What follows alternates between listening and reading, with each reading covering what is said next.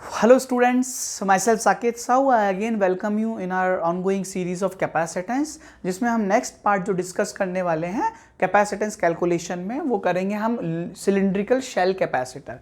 बेटा इस cylindrical shell capacitor के पहले मैं आपको ये बता दूं, लास्ट जो लेक्चर में हमने जो डिस्कस किया था स्फेरिकल शेल कैपेसिटर, उसमें जो दो पार्ट मैंने आपको खुद करने के लिए दिए थे, आई होप कि आपने उसको मेहनत करके कर लिया होगा। यदि आपने उसको नहीं किया है तो आप मुझे कमेंट में लिख के बता दें तो मैं उस पर भी एक प्रॉपरली उसका सॉल्यूशन कर दूंगा। नाउ अब ये जो सिलिंड्रिकल शेल कैपेसिटर है, अब चूंकि मुझे फील आ गया है कि दो कंडक्टर्स के बीच में मैं कैसे इलेक्ट्रिक फील्ड एनर्जी को डेवलप करता हूं या कैसे उसका यूज करता हूं। अब इसी तरह से स्फेरिकल शेल की जगह अब मैं सिलिंड्रिकल शेल ले सकता हूं। जो दो इंपॉर्टेंट चीज मुझे नोट डाउन करनी है, ये जो सिलिंड्रिकल शेल कैपेसिटर है ये लॉन्ग सिलिंड्रिकल कैपेसिटर है, मतलब इनफाइनाइट लेंथ है, और ये कोएक्सियल है, मतलब इनकी सेंट्रल एक्सिस है जिसके अलॉन्ग ये कोएक्सियल बने हुए हैं। नाउ सर अगर अब मुझे इसका कैपेसिटेंस निकालना है तो आप ये पूछेंगे कि सर इसका कैपेसिटेंस मतलब इस पे कहीं ना कहीं बीच में इनका जो बीच में जो पार्ट है आउटर सिलेंडर और इनर सिलेंडर, इनके बीच में जो ये जो सिस्टम है इसके अंदर ही एनर्जी स्टोर होगी, क्योंकि यहाँ से चार्ज लेके मैं यहाँ पर स्टोर करूँगा। बट आप पूछेंगे कि सर ये तो एक इनफाइनाइट कंडक्टर है, इनफाइनाइट सिलेंडर है ना, तो इस पर तो infinite amount of energy store होनी चाहिए। बिल्कुल सही बात है, infinite amount of energy store होनी चाहिए, मतलब इसका कैपेसिटेंस भी बहुत सारा हो जाना चाहिए जिसको कभी कैलकुलेट ही नहीं करा जा सकता, या इनफाइनाइट कैपेसिटेंस हो जाना चाहिए। तो बेटा ऐसा ही होता है, इसलिए हम क्या करते हैं, ये जो इनफाइनाइट सिलेंडर या लॉन्ग सिलेंडर है इसका हम कभी कैपेसिटेंस डायरेक्टली नहीं निकालते हैं, बल्कि हम कैपेसिटेंस पर यूनिट लेंथ निकालते हैं, मतलब कैपेसिटेंस की डेंसिटी निकालते हैं कि एक छोटी सी यूनिट लेंथ होगी उसमें कितना कैपेसिटेंस होगा, और जितना भी होगा वो पूरा कांस्टेंट होगा हर जगह। तो पहले हम इस सिस्टम का कैपेसिटेंस निकालेंगे जो प्रैक्टिकली पॉसिबल नहीं है, उसके बाद हम उसको लेंथ से डिवाइड करके हम capacitance per unit length develop करने वाले हैं। क्या आपको इतनी बात क्लियर हो रही है? अब देखिए बड़ा इंटरेस्टिंग पार्ट है ये, इसका कैपेसिटेंस डेवलप करना, बट हमारे फंडामेंटल रूल्स बिल्कुल सेम रहने वाले हैं। कैसे फंडामेंटल रूल्स सेम रहने वाले हैं? हमें ये पता है ये जो आउटर सिलेंडर है और ये इनर सिलेंडर है, इसका रेडियस ए है, इसका रेडियस बी है आउटर सिलेंडर का। अब मैंने आप ध्यान करिए स्फेरिकल शेल में क्या करा था कि आउटर वाले शेल से आउटर वाले कंडक्टर से चार्ज लेके इनर वाले कंडक्टर में डाला था, यही करा था हमने। तो नाउ अब हम यहां पर भी ऐसा करेंगे कि जो इधर वाला आउटर सिलेंडर है, इस आउटर सिलेंडर के अंदर वाले पार्ट से मैं चार्ज लूंगा और चार्ज उठा के कहां डाल दूंगा, उसको इधर डाल दूंगा। लेट से मैंने positive charge plus Q not डाला है, ये देखिए मैंने प्लस क्यू नॉट चार्ज डाल दिया, ट्रांसफर कर दिया।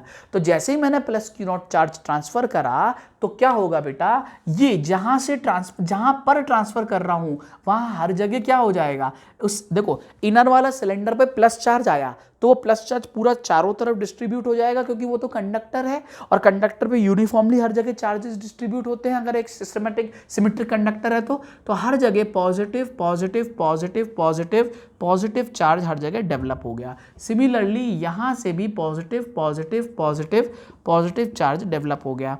बट आपको मैंने अभी बताया था कि जितना चार्ज आपने यहां पर ट्रांसफर करा है उतना चार्ज यहां से लिया भी तो है, तो इसके जो इनर सरफेस पे क्या डेवलप हो जाएगा, नेगेटिव नेगेटिव नेगेटिव डेवलप हो जाएगा। सिमिलरली यहां पर भी आपका क्या चार्ज डेवलप हो जाएगा, नेगेटिव डेवलप हो जाएगा।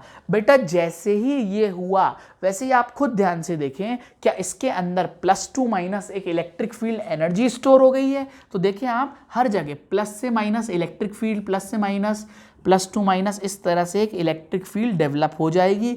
इलेक्ट्रिक फील्ड बोल रहे हैं या इलेक्ट्रिक फ्लक्स बोल रहे हैं, इस तरह से डेवलप हो जाएगी।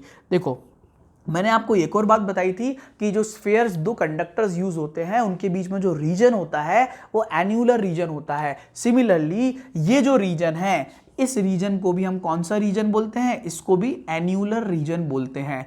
तो बेसिकली हम जो कैपेसिटेंस डेवलप कर रहे हैं वो किस रीजन के अंदर कर रहे हैं, वो बेसिकली एन्युलर रीजन के अंदर कर रहे हैं। तो देखिए चार्ज मैंने ट्रांसफर करा, यहाँ माइनस चार्ज डेवलप हुआ, यहाँ प्लस चार्ज डेवलप हुआ। अब आपको थोड़ा सा इसमें विजुअलाइजेशन लगाना पड़ेगा। इसका मतलब कैसे, सिलेंडर बीच वाला ऐसा है, उसके बाहर ऐसे आउटर सिलेंडर है, अंदर वाले सिलेंडर पे चारों तरफ माइनस माइनस आ गया है, और अंदर वाले मतलब बाहर बाहर वाले सिलेंडर के इनर सरफेस पे माइनस माइनस आ गया है और उसके अंदर जो कोएक्सियल सिलेंडर है उसके आउटर सरफेस पे प्लस प्लस आ गया है और हर जगह इस तरह से फील्ड निकल रही है रेडियली आउटवर्ड। बात आपको समझ में आ रही है? तो रेडियली आउटवर्ड हर जगह फील्ड निकल रही है जिसके कारण एक एनर्जी बन गई है। एनर्जी बन गई है कैसे पता चला कि साहब अगर इस बीच में आप कोई भी चार्ज रखोगे, अगर प्लस होगा तो वो इलेक्ट्रिक फील्ड के डायरेक्शन में मूवमेंट करेगा, माइनस होगा तो इधर मूव करेगा। तो मूव तभी कर सकता है जब उस पॉइंट पे कोई एनर्जी अवेलेबल हो। That means electric field energy तो इस जगह स्टोर्ड है। अब हमें इस सिस्टम का कैपेसिटेंस निकालना है। तो बेटा जिस तरह से हमने वो मदर फॉर्मूला यूज करा था, क्या था वो फॉर्मूला? वो फॉर्मूला हमारा था Q बराबर C इंटू V। तो Q बराबर मतलब Q ट्रांसफर, डायरेक्टली मैं लिखता हूं Q जो हमने ट्रांसफर करा बराबर C जो भी इस सिस्टम का कैपेसिटेंस है multiplied by V plus minus modulus of V minus के। यही होगा, बताइए आप, यही होने वाला है। अब देखिए V प्लस मतलब अंदर वाले कंडक्टर का पोटेंशियल और आउटर वाले कंडक्टर का पोटेंशियल। अब आपको थोड़ा सा ध्यान रखना है, हमने लास्ट केस में मतलब स्फेरिकल जो शेल कैपेसिटर पड़ा था उसमें क्या करा था, उसमें तो हमने अंदर वाले स्फेयर कंडक्टर का अलग से पोटेंशियल लिखा था और बाहर वाले कंडक्टर का भी अलग से पोटेंशियल लिखा था, क्योंकि हमें स्फेरिकल कंडक्टर्स के पोटेंशियल की जानकारी है KQ/R। आप मुझे बताइए क्या यहाँ सिलेंडर में एक सिलेंडर का पोटेंशियल आउटर साइड क्या होता है, हमें क्या उसकी इतनी इफेक्टिव जानकारी है? नहीं है, क्योंकि हम जनरली उसका इतना डेरिवेशन नहीं करते हैं। इसीलिए इस केस में हम जो बात करेंगे हम डायरेक्टली पोटेंशियल्स नहीं लिखेंगे, ठीक है? हम डायरेक्टली V प्लस नहीं लिखेंगे, हम डायरेक्टली V माइनस नहीं लिखेंगे, बल्कि हम इसको एक और ट्रिक इस्तेमाल करेंगे जो ट्रिक हम प्रीवियस लेक्चर्स में भी यूज कर चुके हैं कि हमें देखो यहां पर प्लस चार्जेस है, यहां पर माइनस चार्जेस है, यहां पर एक इलेक्ट्रिक फील्ड डेवलप है। तो क्या मैं ये वाला जो फॉर्मूला है पोटेंशियल का, कौन सा वाला फॉर्मूला, कि अगर सपोज करो इस डायरेक्शन में इलेक्ट्रिक फील्ड है और ये पॉइंट A है, ये पॉइंट B है, ये इलेक्ट्रिक फील्ड है, इस पॉइंट का पोटेंशियल VA है, इस पॉइंट का पोटेंशियल VB है, इन दोनों के बीच में डिस्टेंस लेट से D है। तो हम क्या लिख सकते हैं, हमें पता है इलेक्ट्रोस्टैट में final potential minus initial potential should be equal to minus integration E vector dot dx vector. क्या हम ये बात लिख सकते हैं? इसमें दो मेजर केसेस होते हैं। अगर इलेक्ट्रिक फील्ड ये चीज़ कांस्टेंट हुई तो डायरेक्टली हम क्या लिखेंगे इस फॉर्मूले को, इलेक्ट्रिक फील्ड को बाहर निकाल लेंगे। तो हमारा जो फॉर्मूला क्या बन जाएगा, वो बन जाएगा VB minus VA is equal to minus E integration dx, और इंटीग्रेशन dx मतलब इस पॉइंट से इस पॉइंट तक की डिस्टेंस, इसको हम D डायरेक्टली बोल देंगे। क्या यही करते हैं? ठीक है। अब दूसरी केस में अगर इलेक्ट्रिक फील्ड इस केस में वेरिएबल हुई तो वेरिएबल केस में इलेक्ट्रिक फील्ड में हम क्या करते हैं, अगर वेरिंग हुई तो हम डायरेक्टली इसको इंटीग्रेट करेंगे विथ रिस्पेक्ट टू x। देखो बेटा ये सब चीज़ बार बार बताने से टाइम थोड़ा सा कंज्यूम होता है, क्योंकि हम ऑलरेडी हमने प्रीवियस लेक्चर्स में जब हमने स्फेरिकल कंडक्टर पढ़ा था उसमें बहुत अच्छे से डिस्कस किया था इसका एप्लीकेशन, है ना। तो अब हम इसको फिर से यूज़ करने वाले हैं। अब आप खुद सोचिए, ये यहाँ पर प्लस चार्ज है, यहाँ पर माइनस चार्ज है। अब क्या मैं इस जगह, ध्यान से देखो, इस जगह इलेक्ट्रिक फील्ड निकाल सकता हूँ क्या? बिल्कुल निकाल सकता हूँ। कैसे निकाल सकता हूँ? क्योंकि आपने जब इलेक्ट्रोस्टैटिक्स पढ़ा होगा तो उसमें एक इनफाइनाइट सिलिंड्रिकल चार्ज सिस्टम की फील्ड निकाली थी, बिल्कुल निकाली है। क्या होती है इनफाइनाइट सिलिंड्रिकल चार्ज सिस्टम की? अगर ये सिलेंडर है और ये सिलेंडर किस तरह से जा रहा है, ये इनफाइनाइट सिलेंडर है, तो क्या बेटा अगर इस पे चार्ज प्लस प्लस डेवलप्ड है तो इस सिस्टम की जो फील्ड होती है, और अगर ये इसकी एक्सिस है तो इस सिस्टम की इस पॉइंट पे जो फील्ड होती है अगर मुझे निकालनी है और ये वाली डिस्टेंस स्मॉल r है, तो इस पॉइंट पे फील्ड कैसे निकालते हैं? ये पूरा का पूरा सिस्टम, ये सिलेंडर आउटर पॉइंट के लिए एक लाइन चार्ज की तरह बिहेव करता है। हम ये सब ऑलरेडी डिस्कस कर चुके हैं इलेक्ट्रोस्टैट में। ये सिलेंडर आउटर पॉइंट के लिए लाइन चार्ज की तरह, इनफाइनाइट लाइन चार्ज की तरह डिस्कस एक्ट करेगा। तो यहाँ पर इसकी जो फील्ड आउटर रेडियली आउटवर्ड रहेगी और इलेक्ट्रिक फील्ड जो रहेगी वो कितनी होती है लाइन चार्ज की? वो होती है 2k लैम्डा। और लाइन चार्ज को कहां पर एज्यूम करेंगे? इसकी सेंट्रल एक्सिस पे एज्यूम करेंगे, इस तरह से एज्यूम करेंगे और वहीं से हम डिस्टेंस लेंगे। तो 2k lambda bye r, this is the electric field. अब एक और बात, यहां पर मैंने लाइन चार्ज लिखा है। लाइन चार्ज अब आपको पता होगा ये क्या है, this is linear charge density, isn't it? This is linear charge density. तो ये जो है लीनियर चार्ज डेंसिटी है। अब बेटा आपको ध्यान देना है, ये जो लीनियर चार्ज डेंसिटी है, क्या ये जो सिलेंडर है इस पे जो चार्ज स्टोर्ड है, क्या वो लीनियरली स्टोर्ड है कि एरिया वाइज स्टोर्ड है? ऑब्वियस सी बात है, ये पूरा चार्ज एरिया वाइज स्टोर्ड है। मतलब यहाँ पर लीनियर की जगह क्या आएगा, सिग्मा आएगा, मतलब लैम्डा की जगह सिग्मा आएगा। बट फिर भी हम ये एज्यूम कर रहे हैं, ये पूरा सिस्टम सेंटर पे एज्यूम्ड है, मतलब सेंटर पे कंसंट्रेटेड है। तो अभी हाल फिलहाल के लिए मैं लैम्डा लिख रहा हूं, बट आपको यहां पर लैम्डा को सिग्मा में बदलना पड़ता था। अगर आपको ध्यान हो, इलेक्ट्रिक फील्ड जब हम निकालते थे तो लैम्डा को आपको सिग्मा में बदलना पड़ेगा।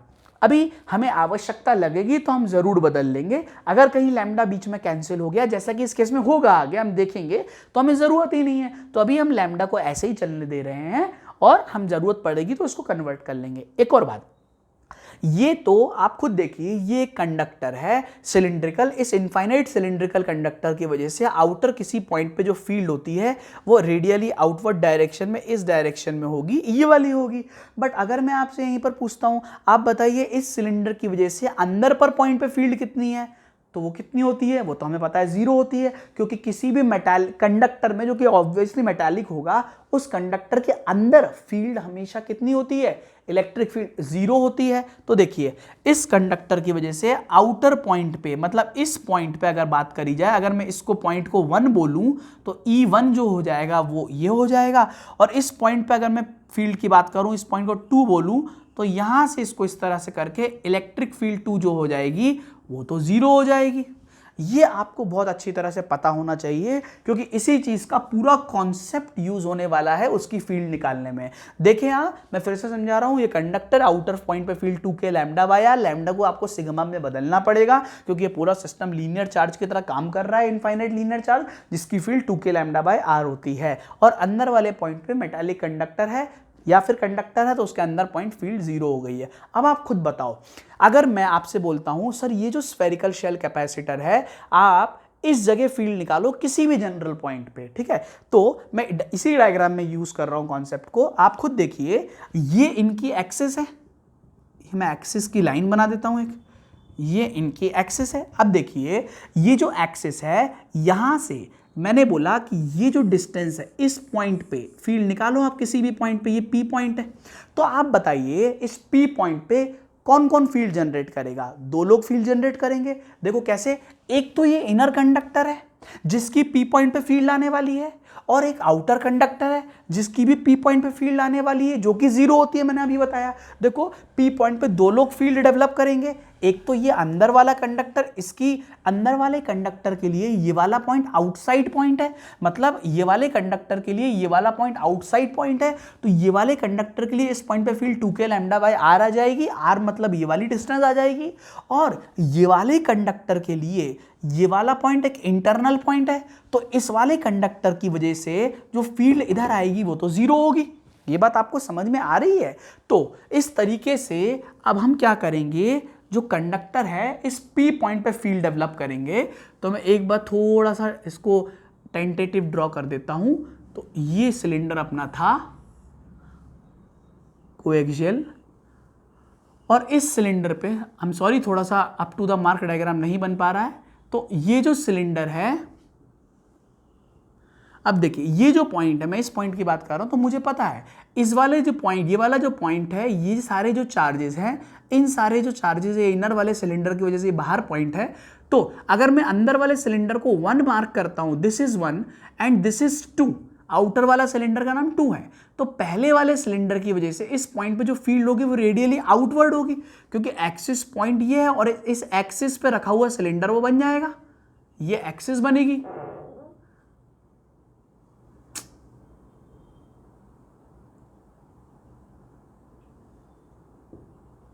ये इस तरह, आई एम सॉरी थोड़ा सा हॉच पॉच हो गया है वो।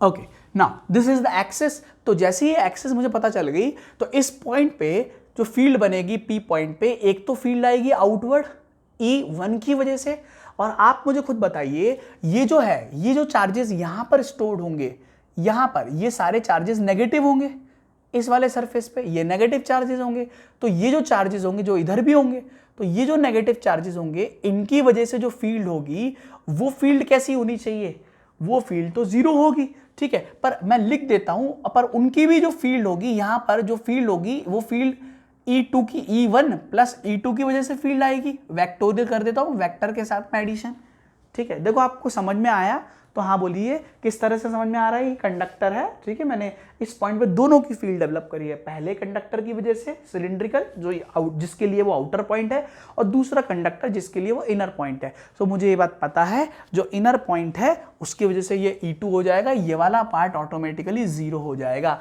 तो जो फील्ड बनेगी इसके बीच में वो क्या बनेगी, देखें अब आप, तो ये जो फील्ड है मैं डायरेक्टली इसको इसका प्रोजेक्शन बना देता हूं, ये एक्सिस, और मुझे पता है ये इसका फाइनल पॉइंट है। और आप ध्यान से समझने की कोशिश करिए बेटा, मैं प्रोजेक्शन बना रहा हूं इस केस में।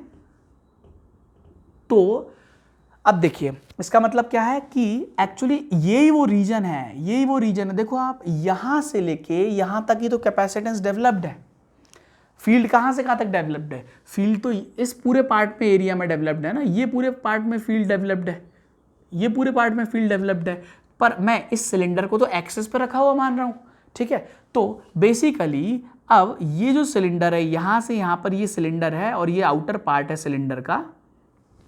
तो देखिए यहां पर जो फील्ड डेवलप हुई इस जगह P पॉइंट पे, वो फील्ड हुई E1 which is equal to 2k lambda by x। कैसे लिखा मैंने यहां से यहां तक की जो डिस्टेंस मानी है, बेसिकली ये यहां से यहां तक ये जो डिस्टेंस मानी है दैट इज x मानी है। इसको मैं दूसरे तरीके से भी समझा देता हूं। देखो बेटा ये बड़ा डायग्राम है, इसको प्रॉपर्ली समझ में आएगा। ये पॉइंट है, ये है सिस्टम, ये डिस्टेंस x है, तो अंदर वाले सिलेंडर की वजह से इस पॉइंट पे जो फील्ड आएगी वो बाहर की साइड आएगी, which will be 2k lambda by x। और ये वाली डिस्टेंस को क्या मैं लिख रहा हूं, यहां से x लिख रहा हूं। क्या आपको बात समझ में आ रही है? तो ये 2k लैम्डा बाय x। अब देखिए, अब वापस मैं बात करता हूं, इस मैं जो यूज करना है मुझे कॉन्सेप्ट, वो करना है ये वाला कॉन्सेप्ट यूज करना है। तो ये वाला जो कॉन्सेप्ट यूज करना है तो कैसे करूंगा मैं, आप ध्यान से देखिए। मुझे पता है कि फील्ड कहां स्टोर्ड है, फील्ड अंदर वाले सिलेंडर से बाहर वाले सिलेंडर तक स्टोर्ड है। तो इस जगह का एप्लीकेशन मैं कैसे करूंगा, तो देखिए मुझे थोड़ा सा एक बार फिर से इसका डायग्राम प्रॉपर बनाना पड़ेगा। ये देखिए ये सिलेंडर है, यहां पर मैं सिलेंडर प्रॉपर बना देता हूं, ठीक है। अब देखिए आपको ये अंडरस्टैंडिंग होनी चाहिए कि आपका एप्लीकेशन कैसे करना है। मैं एक पॉइंट लेता हूं, ये एक पॉइंट लेता हूं, ये बात आपको समझ में आ रही है? तो देखिए मैंने बोला कि सर ये जो पॉइंट है ये प्लस चार्जेस वाला है पार्ट है और ये माइनस चार्जेस वाला पार्ट है। तो ये बोलता हूं कि इस वाले पॉइंट का पोटेंशियल मैं ले लेता हूं V प्लस, और इस वाले पॉइंट का जो पोटेंशियल ले लेता हूं V माइनस ले लेता हूं, है ना। तो अब चूंकि इलेक्ट्रिक फील्ड इन दोनों पॉइंट्स के बीच में ऐसी है which is equal to 2k lambda by x। अब आपको थोड़ा सा ये ध्यान देना है बेटा, ये जो फील्ड है ना ये तो यहां से लेके इन दोनों के बीच में है, मतलब किसी पर्टिकुलर पॉइंट पे है। और x क्या है, इसकी एक्सिस से यहां तक की डिस्टेंस है। This is actually in fact x, this is x। बात आपको समझ में आ रही है? तो ये जो x है यहां से यहां तक की जो फील्ड हो गई वो हो गई 2k लैम्डा बाय x। तो ये जो फील्ड वेरिएबल है यहां से यहां तक, ठीक है, यहां से यहां तक ये फील्ड क्या है 2k lambda by x, very करेगी ना, ये पूरी फील्ड वेरी करेगी। मैंने इसको, आप कंफ्यूज नहीं होइएगा, ये फील्ड इस पॉइंट की फील्ड है 2k लैम्डा बाय x, जिसको मैं ऐसे करके बना के दिखा रहा हूं। दिस इज इलेक्ट्रिक फील्ड, ठीक है, at point P, this is point P। तो this is electric field basically. अब देखो बहुत इजीली क्लैरिटी आपको आ जाएगी कि अगर मेरे पास ये दो पॉइंट हैं और उनके बीच में वेरिएबल फील्ड है, मेरे पास दो पॉइंट हैं और उनके बीच में अगर एक वेरिंग फील्ड है, तो मैं कैसे अप्लाई करूंगा, बहुत इजीली अप्लाई कर दूंगा। देख लेते हैं अपन इसको कैसे एप्लीकेशन इसका करेंगे। तो एप्लीकेशन इसका करने के लिए हम क्या करेंगे बेटा, हमारे पास एक पॉइंट ये, एक पॉइंट ए, फील्ड EP, तो हम इसको लिख सकते हैं फाइनल पॉइंट, मतलब V minus V plus should be equal to minus integration E vector dot dx vector, यही होगी फील्ड। देखिए आप ध्यान से, समझ में आ रहा है आपको? ठीक है, यही फील्ड होगी क्योंकि ये outer final point minus initial point और इन दोनों के बीच में field 2k lambda by x. ठीक है, अब बस एक्चुअली में अब इसको कैसे सॉल्व करना है अब देखते हैं अपन। तो v माइनस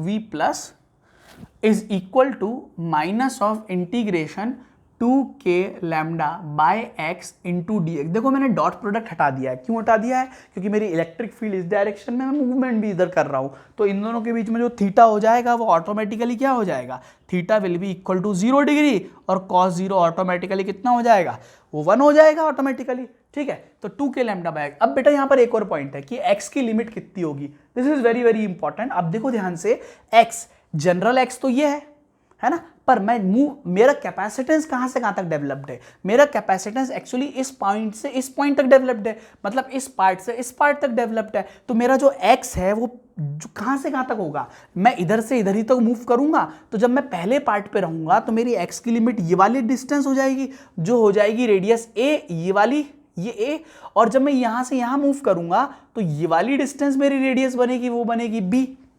बात आपको समझ में आई? मैं कहां से, देखो ये इनर सिलेंडर है, ये एक्सिस है, तो अब आपको ये जनरल पॉइंट x है, मैं इस पॉइंट से इस पॉइंट मूव कर रहा हूं, तो x मेरा यहीं से काउंटेड होगा सेंट्रल एक्सिस से। ठीक है, तो x रहेगा पहले सिलेंडर के सरफेस से दूसरे सिलेंडर के सरफेस तक।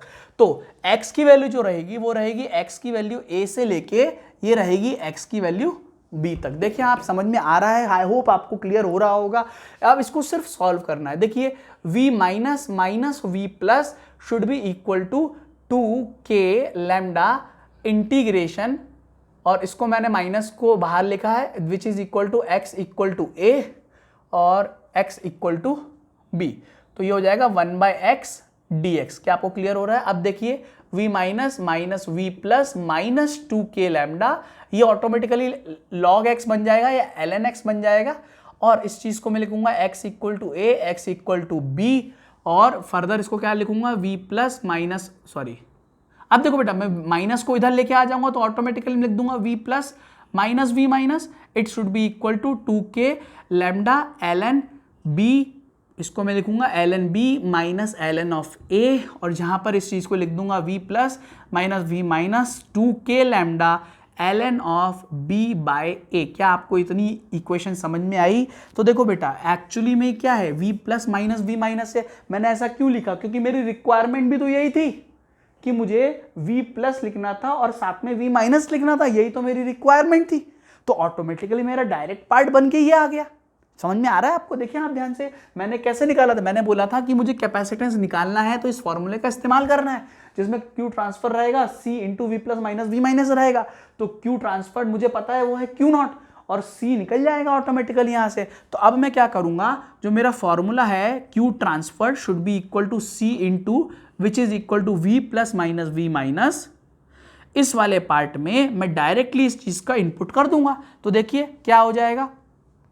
अब देखिए Q ट्रांसफर्ड जो कि था अपना, Q ट्रांसफर्ड आपका Q नॉट था, तो इसको Q नॉट लिख देते हैं, which is equal to C into V plus और माइनस, ये हो जाएगा directly 2k lambda ln b by a। बात आपको समझ में आई? अब देखिए Q नॉट कैसे जाएगा, ये लैम्डा क्या है, लैम्डा है क्या है, लैम्डा देखिए मैंने क्या बोला था, चार्ज पर यूनिट लेंथ बोला था आपको। ठीक है, या फिर हम इसको डायरेक्टली Q नॉट को भी लिख सकते हैं लैम्डा के टर्म्स में। तो मैं डायरेक्टली इसको लिख देता हूं कि जो Q नॉट रहेगा it is equal two multiplied by 2, K को हम लिखते हैं 1/4 pi epsilon not. Epsilon not क्यों लिख रहा हूं, क्योंकि इनके बीच में जहां कैपेसिटेंस डेवलप हो रहा है वो पूरा एयर मीडियम है। अब देखते हैं, which is multiplied by 2K 1/4 pi epsilon not lambda which is equal to charge per unit length, यही होगा charge per unit length, multiplied by ln b by a।